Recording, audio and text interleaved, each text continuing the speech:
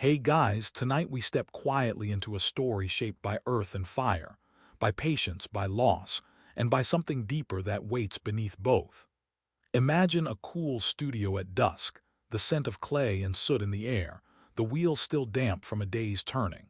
You're not just a potter here, you're a witness to your own formation.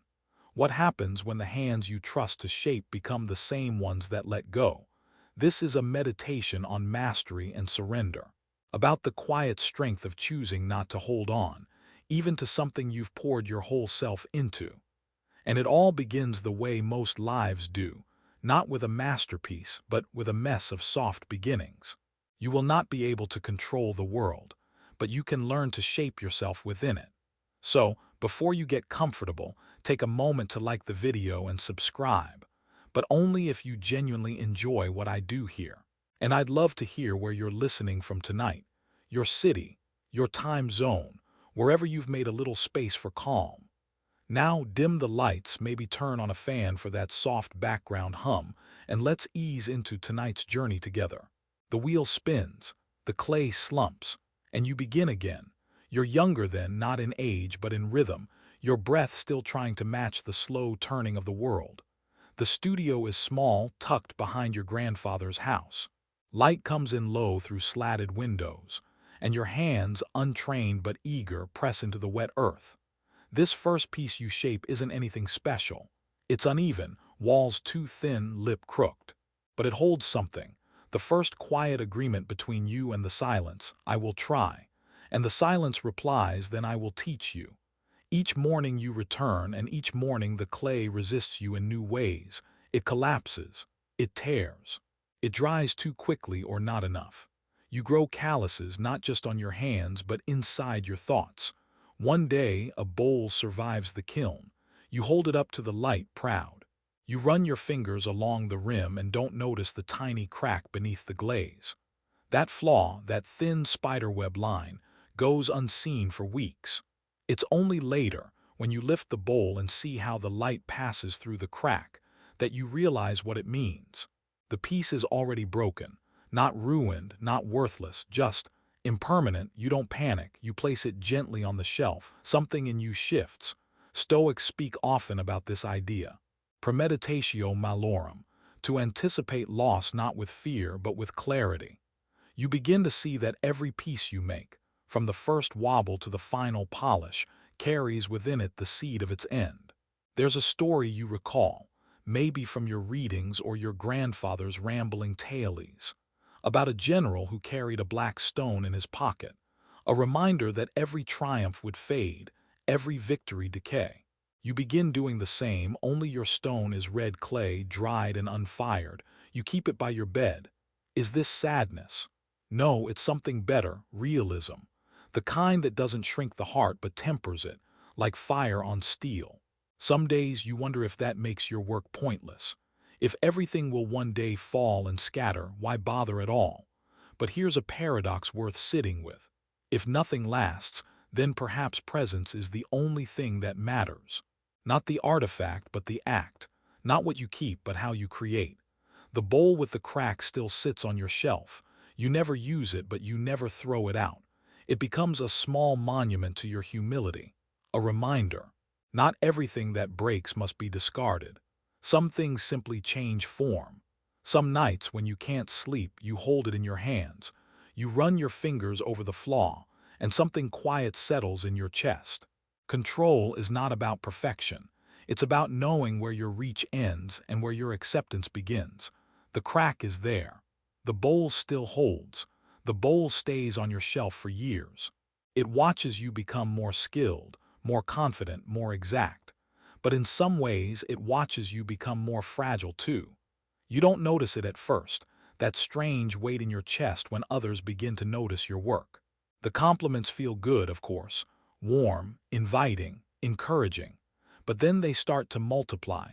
Customers praise the symmetry of your cups. A local magazine wants to feature you. A collector visits your studio and calls one piece flawless. That word echoes longer than you expect. Flawless.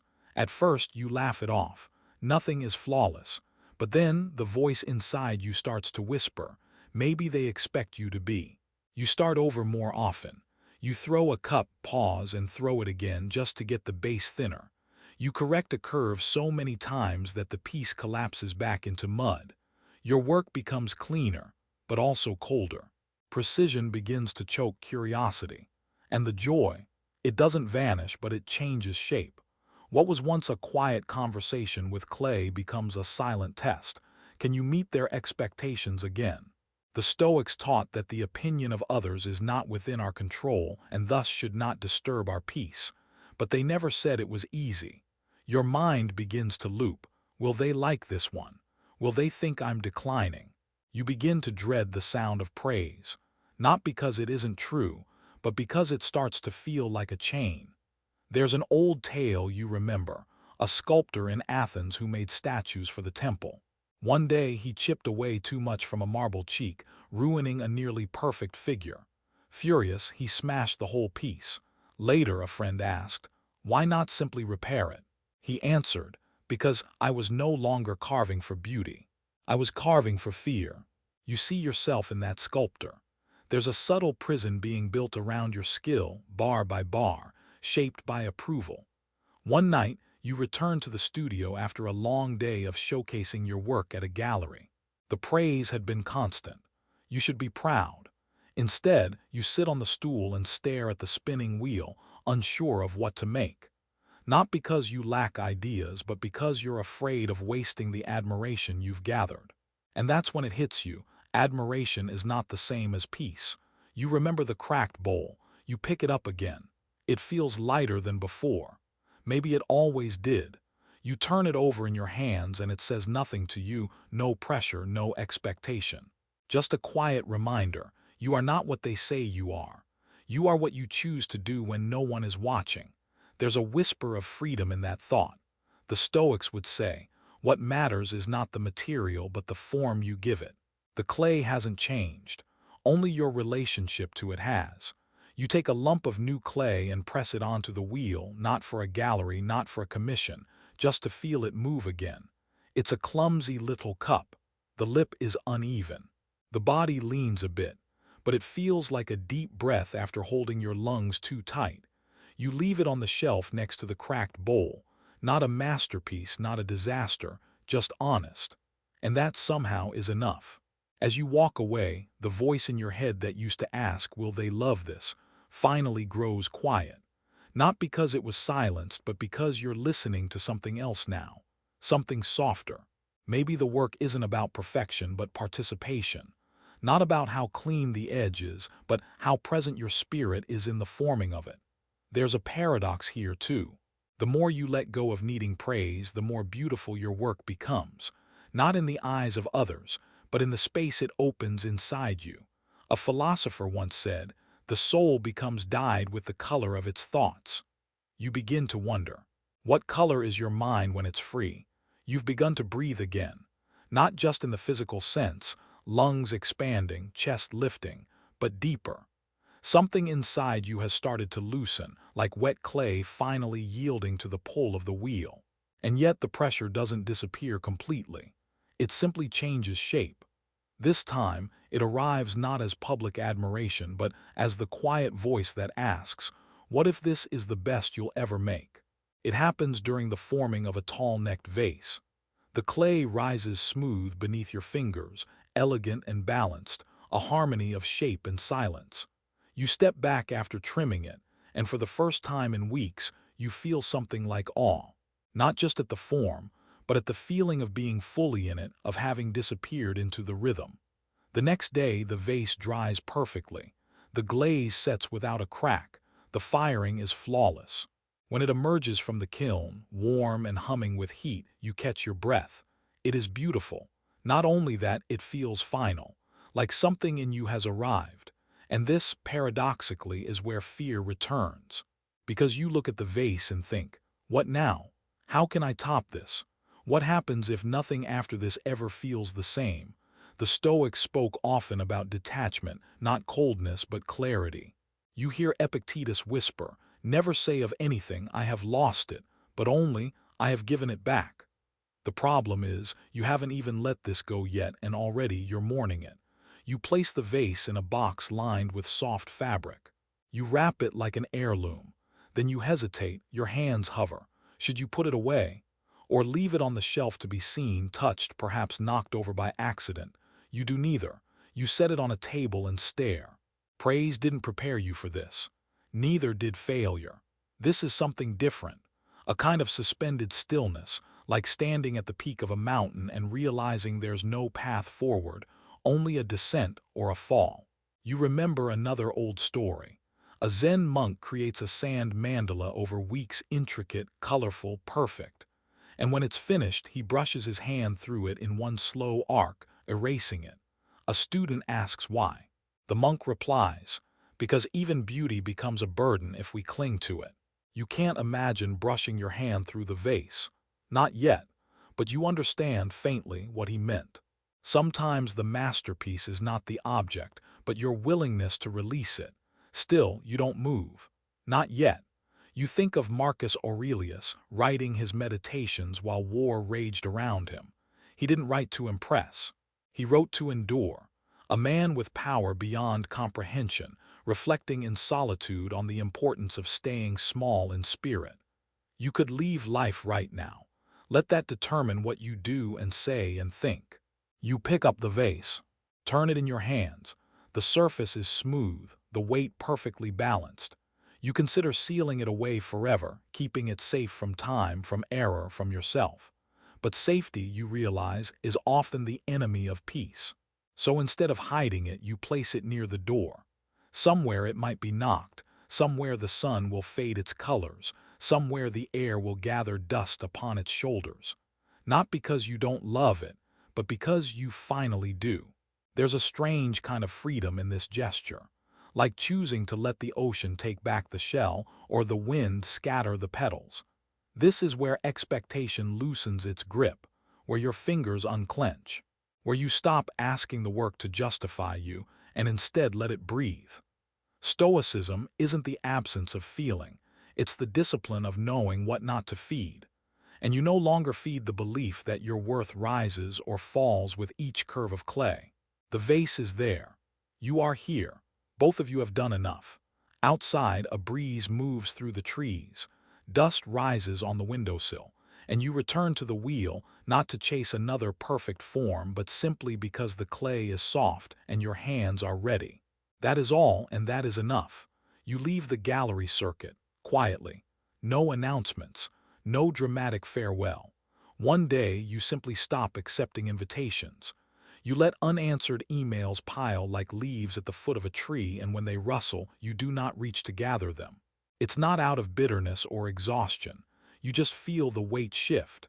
The applause that once rang like music now feels like echo in an empty room. You're no longer chasing a sound. You want stillness. There's discomfort in this letting go, the kind that trembles just beneath the surface of peace. Because stepping away from the admiration of others doesn't make you invisible, it makes you responsible. And now, you sit in your studio, truly alone with your work. The mornings become slower. There's no clock urging you forward, no deadline tapping at your shoulder. You rise when your breath is ready. You brew tea. You water the small plants near the windowsill. And then, without any ritual more grand than presence, you return to the wheel. The clay greets you. Not with expectations, just readiness. There's a small cup forming beneath your fingers, nothing remarkable, uneven on one side. But you smile anyway. It reminds you of your earliest days, the freedom in imperfection, the joy of discovering rather than performing. This is where the Stoic principle of apatheia begins to make sense, not indifference in the cold sense, but freedom from being ruled by your reactions. You don't need this cup to be anything more than it is. You are not grasping at permanence. You are simply here. There's a callback in your mind. Remember the cracked bowl. It's still there, unchanged, a quiet sentinel on your shelf. You think about all the time you spent fearing a flaw, and now it almost makes you laugh. The bowl was flawed the moment it was born. As are you, as is everything. And that is precisely what makes it trustworthy. There's an anecdote about a painter in Rome who burned his greatest canvas, not out of rage but clarity. He realized that the painting had begun to speak too loudly, to outshine the voice inside him that once whispered, "Just paint." He needed silence again. So he walked away from the fire and began again, not to prove but to practice. You think about that sometimes as you shape new forms, simple, functional, quiet. You don't post them, you don't price them. Sometimes you give them to neighbors without ceremony. One day a visitor comes to your studio. She's soft-spoken, curious. Her eyes linger not on your newest pieces but on the older ones, especially the small cup with the tilt and the bowl with the crack. She points to them and asks, "Why keep these?" You don't explain. You simply say, "Because they remind me who I was, and that I never need to be more than that."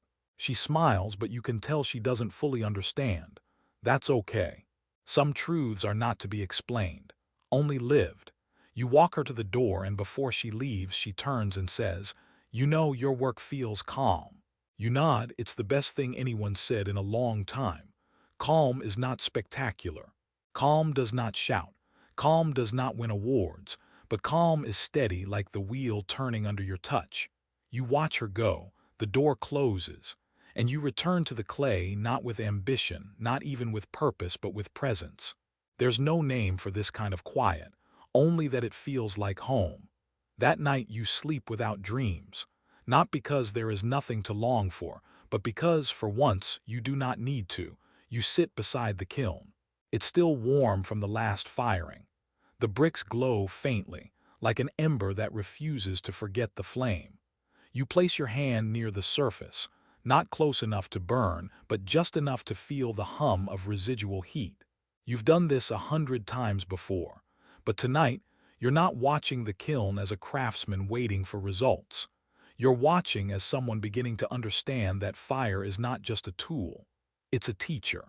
Clay is soft, pliable, gentle, but fire is uncompromising. It hardens, it reveals, it makes permanent whatever truth the hands have shaped. The Stoics often spoke of fire, not in the destructive sense, but as a metaphor for transformation. You remember the words attributed to Zeno. The goal of life is living in agreement with nature. And what is fire, if not the most elemental expression of nature's intensity? You think of your earlier days when firing a piece brought anxiety. What if it cracks? What if the glaze fails? What if, after all your effort, the fire decides it isn't worthy? And yet, every potter must face this reality. Once the piece enters the kiln, your part is over. That's the paradox, isn't it? You shape the clay with care, with intent. You form it delicately like a prayer. But the final stage, the fire, is entirely beyond your control. Just like life, you begin to see the kiln differently now. It isn't a danger, it's a reminder, a place where surrender becomes wisdom. Tonight, you fire a series of cups. They're not perfect, but you've stopped needing them to be. As you load them in one by one, you whisper to each, not from superstition but affection, "Let go. Let the fire do its work." You shut the door. You turn the dial. The hiss of flame begins, soft at first, then steady. You sit and wait, not nervously but patiently.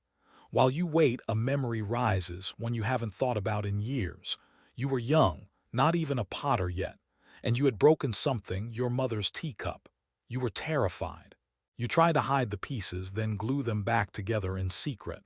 The repair was clumsy. She found it anyway, but she didn't scold you. Instead, she said something you only now fully understand. Broken things still teach us something, sometimes even more than whole ones. You run your hand along the edge of the kiln. The heat is stronger now. Inside, the fire is rising, licking the glaze into life. You realize this is where emotion belongs. Not suppressed, not denied, but contained. Like fire in the kiln. Powerful, directed, purifying, it has its place, but it must not escape its boundaries. The Stoic mindset isn't about being numb. It's about knowing which flames to feed and which ones to observe without flinching. There's an old story of a Roman general who received word of his son's death while at war. He wept, not publicly, not theatrically, but in his tent alone. When asked later how he remained composed, he said, "I did not lose a son today. I remembered that he was never mine to keep." That's what the kiln teaches you. Nothing is truly yours. Not your work, not your legacy, not even your joy. You shape what you can. The rest belongs to the fire. After hours, the heat peaks. Then slowly it begins to drop. You leave the kiln to cool overnight. There's no rush. You make tea. You sit by the window. You watch the moon cast long shadows across your studio floor, and you feel something rare, a stillness that does not ask to be disturbed. You no longer fear what emerges from the fire. Not because every piece will survive, but because you now understand that you will. And that is the deeper truth. The fire tests more than the clay, it tests you. And you've learned to face it without flinching. You smile. Tomorrow you'll open the kiln. You'll see what remains. Tonight you rest, not because the work is finished, but because you've learned the quiet strength of letting the flame do what only it can. The visitor arrives without warning. No message, no knock. Just the quiet creak of the old studio door opening and then closing again. You're in the back, stacking dry pieces on the shelf, your hands coated in fine dust. You expect a neighbor or a delivery or someone asking for directions. But when you come around the partition, you find a figure standing still in the middle of the room. A man, perhaps in his 60s. Clean hands, long coat, eyes scanning the space like someone reading silence. He doesn't speak. You clear your throat politely. "Can I help you?" Still no response, only a faint nod. He moves toward a set of small bowls on the table and examines one, turning it slowly in his palms. He sets it down, then another, then another. There's nothing hostile in his gaze, only attentiveness. A kind of reverence you haven't seen in a long time. You offer tea. He declines with a quiet hand gesture. Then, after several long minutes, he moves to the cracked bowl, the one you made years ago, the one that still watches over your shelf like a quiet ancestor. He stares at it for a long while, then finally he speaks. "Why didn't you fix it?" His voice is calm, low, not accusatory but curious. You pause before answering. "Because it isn't broken in a way that needs repairing." He doesn't nod or smile. He just listens. Something in you wants to explain, to fill the room with justification. But instead, you do what you've learned to do best, sit with the stillness. The Stoics taught that words are not the only measure of truth. Often, presence says more. He turns, walks slowly toward the door, then stops. "You've learned something most never do," he says. "That beauty doesn't beg, it just is." Then, without another word, he leaves. You stand alone again, the door clicking softly behind him. For a long moment, you don't move. His presence lingers in the room like incense. No scent, only impression. He didn't take anything. Didn't buy, didn't critique, didn't even compliment. And yet something changed. It's only later that you realize what struck you most. He wasn't trying to understand the pieces. He was simply with them. There's a parable you once heard. A sage was asked whether a tree falling in a forest makes a sound if no one is there to hear it. The sage replied, "What matters is not the sound, but whether the tree stood without needing to be seen." Your work for years had been asking to be seen. Even when you stepped away from galleries, part of you still wanted acknowledgement, just quieter, gentler, less obvious. But this man gave you something radical, presence without projection. He reminded you of a Stoic principle that had remained half buried in your practice. We are not owed understanding, only the discipline to remain ourselves in its absence. You look around your studio differently now. The shelves are not a gallery, they are a garden. The pieces are not declarations, they are breaths. You sit. Let your fingers rest on the wheel. For the first time in weeks, you don't feel the need to shape anything. You let the clay stay as it is, soft, waiting, undemanding, like the silence the man left behind. Later that evening, as the sun folds itself gently into the trees, you begin a new piece. Not because you need to, not even because you want to, but because presence is reason enough.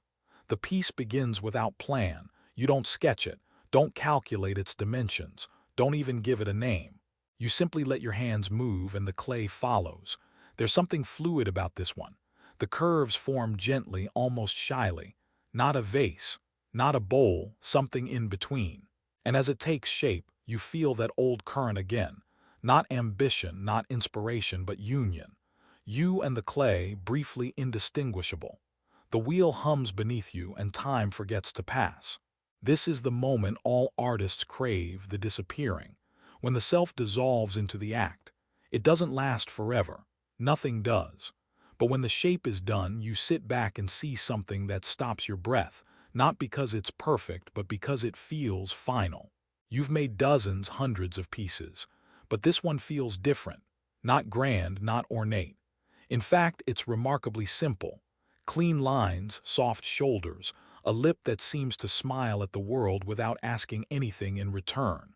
You lift it, it fits perfectly in your hands. This is your masterpiece, but the word feels strange in your mouth. Masterpiece. As if the value of the piece lies in its recognition, as if it is the peak and you've now reached it. But you've learned peaks are illusions. They're only plateaus in disguise. Still, you feel it in your chest, that undeniable something. Like a bell has rung and no one else heard it but you, the Stoics would ask. What will you do with the thing you love most, knowing it cannot stay? You set the piece aside, waiting for it to dry. You tend to it with care but without clinging. You walk around it, observe it from all angles. Not to critique but to honor. It becomes part of your day's rhythm, like tea, like silence, like breath. Then comes the glaze. You pick one you've rarely used, something soft, pale, translucent. You paint it slowly, deliberately, like blessing each inch with a kind of farewell. And when it's dry, you place it gently into the kiln. The door closes, and something in you closes too. You feel it immediately, this quiet ache, not fear of failure, but something more dangerous, the desire for permanence. The subtle, hungry wish that this piece might survive untouched, uncracked, unchallenged. You sit by the kiln, watch the temperature rise, feel your heart thud in rhythm with the fire's pulse. You know better than to interfere, but you whisper to it anyway, please, just this one. And then you catch yourself, you laugh, a soft, sad laugh, because that's not the way of things. That's not the way of the clay, or of fire, or of life. The Stoics warned of this. Attachment disguised as reverence. Even love can become a chain if we forget the inevitability of change. You recall a story of a potter who, after years of work, crafted a single, magnificent cup. He kept it on a pedestal, never used it, never touched it. One day, during a storm, the wind knocked it from the shelf. It shattered. He did not mourn the loss. He mourned the years spent keeping it from being lived with. That's when you understand. This isn't just your masterpiece, it is your teacher. You have reached the moment you feared most, not the breaking, but the loving before the breaking. And that is the greater discipline, not to avoid love, but to love while letting go. The kiln finishes its cycle. The heat begins to drop. You do not rush. You sleep that night with your hands empty and your heart surprisingly light, because you've already received what the piece had to offer, not as an object, but as a moment. Tomorrow, you'll open the door. Tonight, you rest. The morning is quiet. The air carries that hushed quality that follows something irreversible. You walk to the kiln with measured steps, as though your body already knows what your mind is trying to prepare for.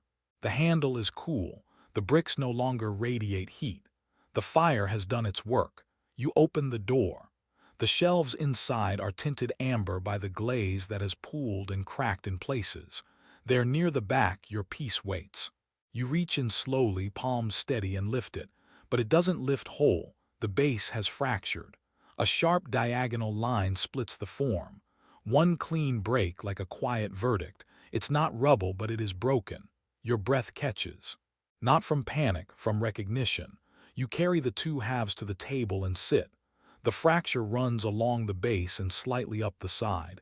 It's not violent, just final. And yet, you don't feel grief. You expected to. You even rehearsed it, hadn't you? Imagine the heartbreak, the disappointment. But instead, what rises in you is something else entirely. Relief.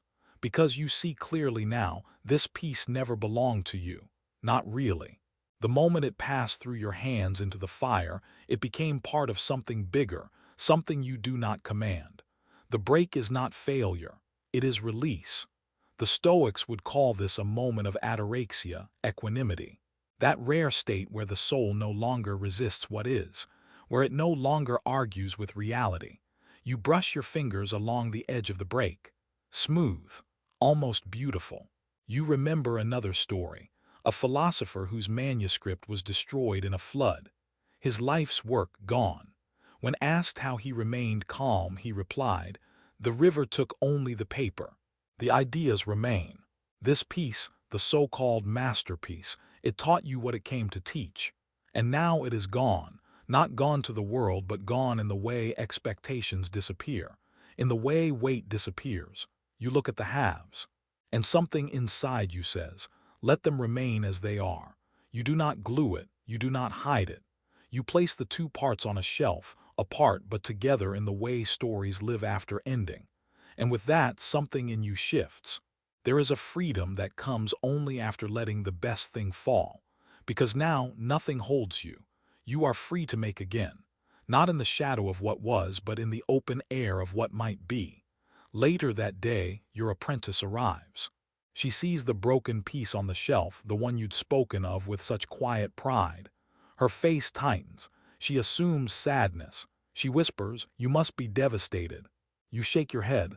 "I was," you say, "but only for the part of me that still believed I could keep anything."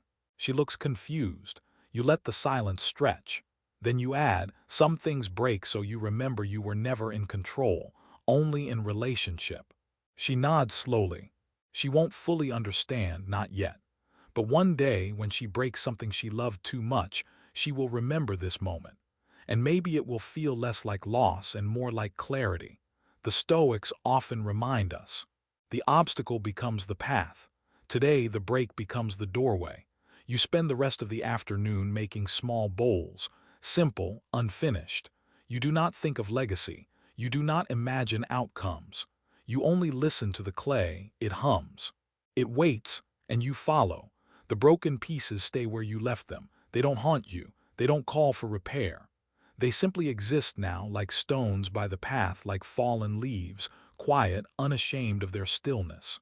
Sometimes your eyes rest on them without intention, like muscle memory. And in that resting, something inside you softens. You notice this, the absence of ache. Where once there was tension, a need to fix, to restore, to correct, now there is only calm recognition. This is what happens to things, to people, to plans. They break. And sometimes they stay broken. This doesn't mean they're worthless, only that their worth has changed form. You remember sitting beside those pieces the first few mornings after the fracture. At first, it felt like reverence. Then it felt like habit. Now it feels like nothing at all, and in a way, that is the greatest reverence of all. Not to keep a shrine to the past, but to allow it to quietly settle into the foundation of the present. The Stoics would call this the acceptance of fate, amor fati. Not resignation, but love for what happens, even when it isn't what you hoped.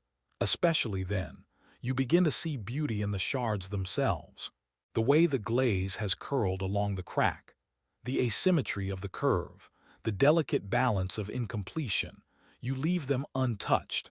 And one morning, without thinking much of it, you start placing other objects around them. A chipped mug from years ago, a spoon whose handle burned slightly in the fire, a tile that never fit with the others. A small collection begins to form, unintentional, unarranged. A gallery of things that endured precisely because they were not saved. Visitors don't notice it at first, but some do. A few ask, "Why these?" You shrug. "They remind me that things can break and still be true." You recall a philosopher, Cleans perhaps, who said, "Just as wood may become a walking stick only after it has cracked, so too a life may reveal its shape only after it has been interrupted." And isn't that what these fragments are? Not endings, but openings. Places where meaning leaks out and surprises you. One evening, your apprentice returns. She's holding a bowl. It's lopsided, uneven, glazed too thick in places. She looks embarrassed, tentative. "I don't think it's good," she says. You take it in your hands. It's awkward, yes, but it feels honest. It feels like a question. You smile. "It doesn't have to be good, it has to be real." She breathes easier. Then you add, "You know, the only bowl in this studio that's lasted the longest." She looks around. The cracked one. You nod, not because it's the strongest, because I stopped trying to make it prove anything. She holds her peace a little differently after that. Not with pride exactly, but with care, with gentleness. And in that moment, you remember the earliest days of your own work, how every piece felt like a risk, like an offering, how you used to place them on the shelf and wait for something, praise maybe, or permission. Now there's no more waiting, only the work itself. The Stoics knew this. You can hold the world gently without needing it to hold you back. That night you sit at your wheel again. There is no masterpiece in mind, just form, just motion, just earth and water and breath. And all around you the shelves are full, not of perfection, but of what remains. There comes a day when the wheel is still, not from neglect, not from loss, simply from pause. You wake up and feel no urgency. The clay waits, patient as always, but you feel something different, an invitation not to act but to observe. So you step outside. The world is soft this morning. Mist curls between the trees. The air smells of dew and old earth. You walk along the path behind your studio, where grass grows in tufts between cracked stones. This, too, is part of the work. You don't carry your tools, you carry nothing. And it feels like enough. There's a Stoic idea you've been sitting with for weeks now. Nature does not hurry, and yet everything is accomplished. Not a quote from the ancients, but one that echoes their spirit. Epictetus said, "Don't demand that things happen as you wish, but wish that they happen as they do, and you will go on well." You begin to see how rarely we truly walk without direction. How often we measure time not by breath but by output. But not today. Today you let the path lead you, and it brings you to a tree you haven't truly looked at in years.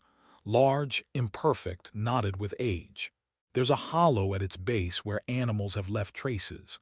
Broken twigs, feathers, bits of straw. You sit, and nothing happens, and everything happens.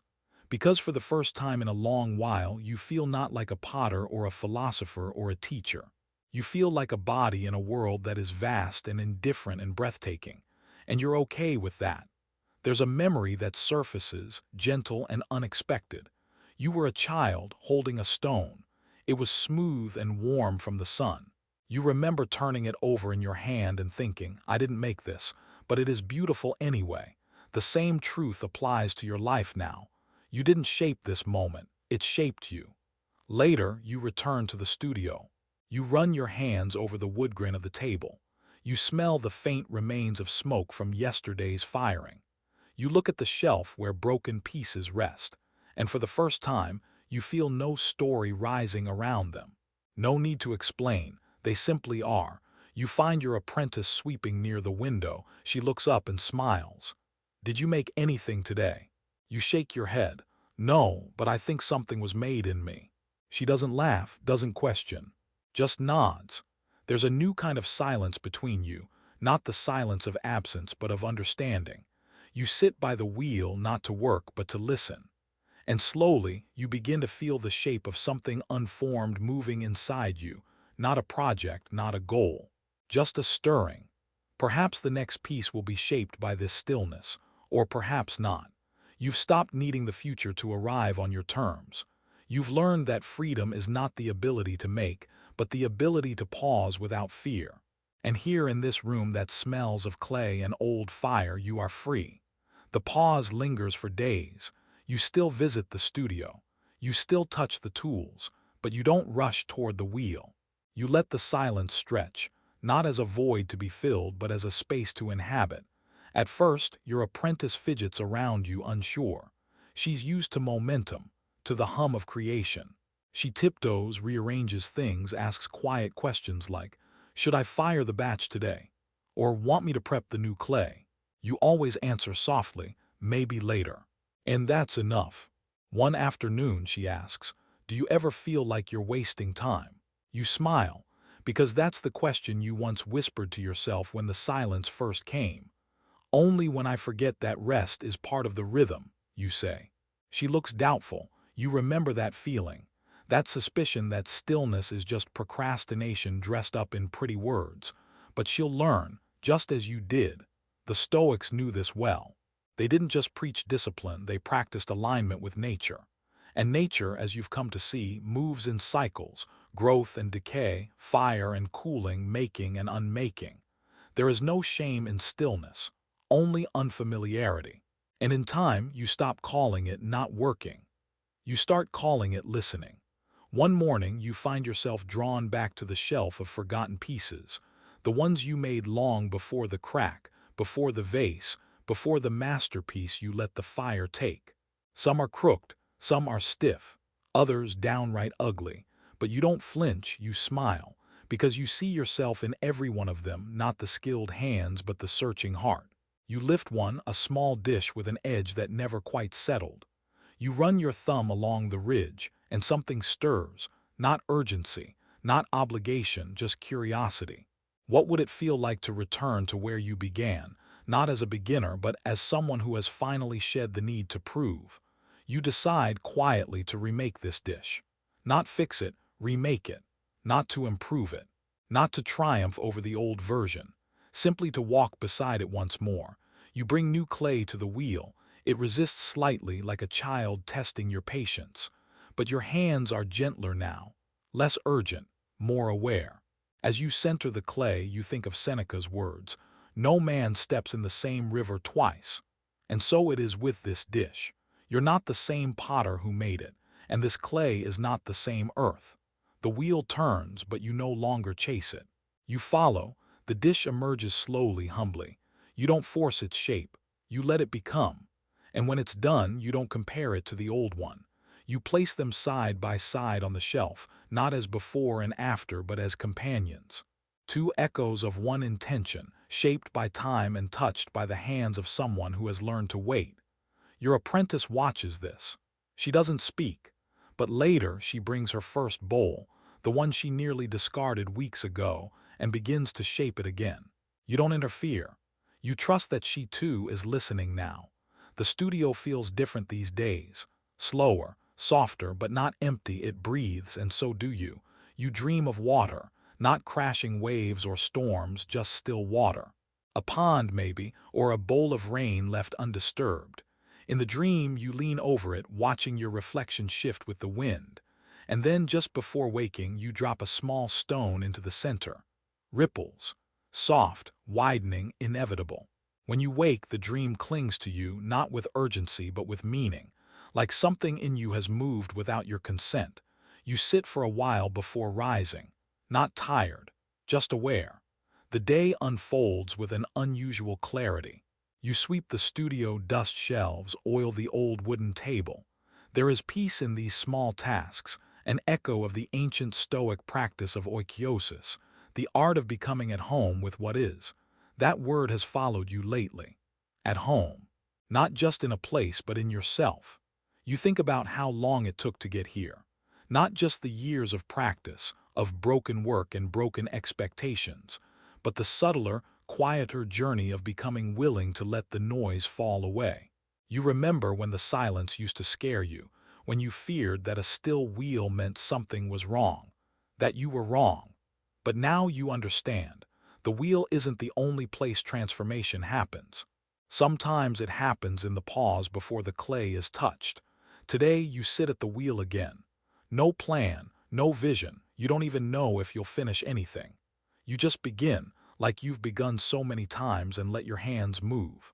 The form that rises is unusual, not symmetrical, not practical, almost awkward in shape, like it's resisting a category. And yet something in it feels true. You pause before it's done. You don't smooth the rim. You don't trim the excess. You leave it open, unfinished, not as a failure but as a whisper. You lift it from the wheel and place it on the drying shelf. Later, your apprentice enters. She tilts her head at the odd form. "It's different," she says. You smile. "So are we." She asks, "Are you going to fire it?" You look at the piece. You feel the old instinct rise, to perfect, to polish, to present. But then you shake your head. "No," you say. "I think it's already served its purpose." She frowns slightly, "But it's not complete." You look her in the eye and say, "Not every shape is meant to last. Some are just meant to reveal." She doesn't fully get it, not yet, but she's learning. So are you. You think of the Stoics again. Marcus Aurelius writing to himself in the quiet between battles. When you arise in the morning, think of what a precious privilege it is to be alive, to breathe, to think, to enjoy, to love. You used to think that love had to mean holding on. Now you understand it can also mean letting go. That afternoon, you take a walk through the trees. The air is thick with birdsong. You carry no tools, no phone, not even a notebook, just your breath. And when you come to the stream, you sit. There's a stone beside you, smooth, flat, waiting. You pick it up, you smile, and you let it go. Ripples widen, and you feel yourself again, at home. The seasons shift. You notice it first in the light, how it stretches thinner across the floor, how the shadows reach earlier like fingers searching for something lost. Then in the air, cooler, more precise. The kind of air that doesn't ask permission before brushing your skin. Your apprentice begins bringing tea to the studio without asking. A small gesture, unspoken. She sets the cup down beside you as you work, then returns to her corner of the room. A rhythm has formed between you, no longer teacher and student, but companions on a quiet road. You don't fire much these days. Not because the work has slowed, but because your relationship to it has deepened. The kiln is no longer a destination, just one part of the story. Many pieces now live in their raw state, fragile, temporary. You leave them unglazed. Let them dry in the open. Some crumble. You don't stop them. There's something sacred in the crumbling. The Stoics taught that death is not a tragedy but a feature of life's design. A return, not a theft. You think about that often as you watch the unfired clay return to dust, becoming part of the air in the studio, part of the floor beneath your feet. You begin to write quietly in a notebook no one reads. Not thoughts, not lessons, just observations. A cup that curled in on itself while drying, a line of ants trailing behind the kiln, the way breath slows after shaping a wide vessel. The entries are not meant to last. You've stopped seeing permanence as the goal. One evening you sit with your apprentice after a long day. The studio is warm with golden light. The tools are clean. The shelves, for once, are orderly. She asks, "What do you do when you don't know what to make?" You think for a while before answering. "Then I stop making." She tilts her head, and if nothing comes back, you look at your hands, they've changed, not just with time but with gentleness, with restraint. "Then I wait longer," you say, "until I remember that the world doesn't need another thing from me, only that I remain honest with what I already carry." She nods slowly. The silence between you is not awkward, it's respectful. Later that night she leaves, and you stay sitting alone in the lamplight. You look at your tools, your shelves, the dust in the corners, you breathe, and then suddenly you feel it, a kind of fullness. Not excitement, not inspiration, gratitude. Gratitude that none of this needed to go the way you once imagined. That in the breaking, the pausing, the letting go, something truer arrived. There's a cup on the table, old and chipped. You pick it up, sip from it. The tea is warm, faintly sweet. You whisper to the quiet, "Enough." Not as an ending, as a recognition. Because sometimes the most profound moments are not born of creation but of surrender. The invitations return. Not all at once, not loudly, but in small, persistent waves. A curator writes. A former student reaches out. A collector asks if you'd consider exhibiting again. At first, you ignore them. Not from pride or resistance, but because they don't carry the same weight they once did. They are letters on paper, not summonses to destiny. You read one of them aloud to your apprentice. She listens, then asks, "Will you go back?" You smile, "Back to what?" She shrugs, "To showing, to sharing." And this time you don't answer right away, because this time you don't know. Once the answer would have been clear. The call of recognition, of meaning woven into attention, it would have pulled you like gravity. But now you live by different tides. You remember the words of Epictetus. Don't explain your philosophy, embody it. You look around your studio. This is your embodiment, not a gallery, not a plaque, but this space. These hands, this peace. Still, you wonder, has your retreat become a new kind of hiding? Has your silence grown so thick it's mistaken itself for wisdom? These are the questions you sit with. One morning, without deciding to, you pack a few pieces into a crate, not your best, not your most recent, just the ones that feel like fingerprints of where you've been. You write a note, not for sale, only for witnessing. You send them to the curator, no return address, no name. Later, you tell your apprentice what you did. She looks surprised. I thought you were done with that world, she says. You sip your tea. I'm done with needing it, you say. But I'm not done with offering what's honest. And there it is, that subtle Stoic turn. Not detachment for its own sake, but freedom from the terms of engagement. You are no longer a servant to the echo of your name. You are a servant only to what feels true. You continue to make, but not with the same rhythm. Sometimes days pass with nothing on the wheel, and that's fine, because your worth is no longer tethered to output. Your apprentice asks fewer questions now. She moves through the studio like someone learning a second language by ear. Her hands are steady, her attention full. One evening she shows you a piece. You don't critique, you don't suggest, you just ask, does it feel like yours? She nods, yes. You smile, then it is. The Stoics often taught by presence, by living in a way that made philosophy visible rather than audible. And now you see yourself doing the same, not as a master, not as a sage, but as someone simply no longer at war with themselves. There is no return to who you were, only a deepening into who you've become. You don't send another piece out after that. You don't need to. The one gesture was enough. A stone dropped into still water. The ripples will go where they go. You light a candle in the studio one night. The flame flickers. You watch it, not waiting for it to perform, but appreciating its being. Somewhere far away, someone unwraps a crate. Inside, a vessel, slightly off-center, unglazed, honest. And though they'll never know your name, they will feel what matters. There is one piece left. It sits on the far shelf, half forgotten, half awaiting. You shaped it months ago, maybe more. Left it to dry, never fired it, never glazed it, never named it. A simple vessel, unremarkable in form except for the fact that it has waited, and not fallen apart.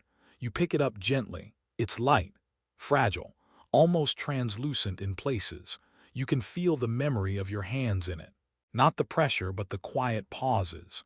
The moments where you stopped mid-gesture just to breathe. You carry it to the wheel, but not to work, only to sit with it. And in the stillness, a realization unfolds. This was never about the clay. Not really. It was about learning to see, to be seen, and then to let go of even that. You've lived a life that once circled perfection, shaping it, chasing it, mourning it when it cracked. But now you understand the deeper rhythm. Things are born, they break, they fade, they return, and all of it is sacred. The Stoics taught that nothing is ours, not truly. That to live well is to participate fully without grasping, to hold with open hands and to walk with a readiness to release. You remember the first time your hands trembled over a broken piece, how tightly you held onto the idea of meaning, of value, of control. Now your hands no longer shake, because you've seen what happens when you stop needing everything to last. That final vessel, light, unburnished, humble, reminds you that form is only one kind of offering. Presence is another. Maybe the greater one. You walk to the open window. The breeze carries the smell of rain from distant hills. Below, the earth waits, patient, quiet. You take the vessel in both hands, and then gently you let it fall. It doesn't shatter. It crumbles, softly like sand returning to itself. You kneel, you press your palm into the dust, and you whisper, thank you for what was made. Thank you for what did not last. Thank you for the hands that now know when to stop holding on. The world does not celebrate this kind of moment, but the soul does. And in that small collapse, in the simple returning of clay to earth, you feel the most honest truth of all. You never needed a masterpiece. You needed the freedom to not need one. The sun sets. Light pools gold on the floor. The studio breathes. You sit in the doorway, watching the wind move through the trees. No thoughts press forward. No questions ache for answers. Only this quiet, enduring sense of enough. The wheel stands still. The shelves hold stories. The fire sleeps. And you softly, fully rest. Let the images fade now. The shelves, once lined with perfect shapes, dissolve into the soft haze of memory. The dust settles. The wheel no longer spins, and the light in the window becomes a gentle blur. You followed the path of a potter who learned, slowly, humbly, that the greatest masterpiece is not something you make.